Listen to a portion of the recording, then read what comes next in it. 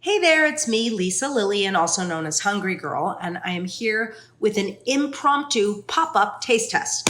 So I was wandering the aisles of Trader Joe's yesterday, and this caught my eye. It is a Trader Joe's vegan poke bowl or poke bowl, and what makes it vegan is that it's not actually fish, it's beets marinated in a sesame soy sauce. It's perishable, it's in the fridge section, and there are 100 calories per serving and 2.5 servings in this container. So this whole container has 250 calories.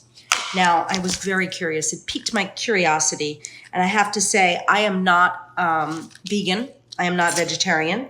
I am a fish eater. I'm going to try to open this. There's no graceful way to do this. But I'm eager to try it because I'm open-minded and I do like to add more plants to my life whenever possible. It smells good. It does smell pokey-ish. Wow. It looks a lot. It smells exactly like tuna poke or poke. How do you say it? It smells great. I have high hopes for this. Okay, we're going to try it right now. It's like chunks of beets with a lot of sesame, maybe sesame oil, soy. I love that. This would be a really good addition to any sort of summer meal. I would even put some on a salad. There's a little bit of heat, tiny bit of spice. I love it.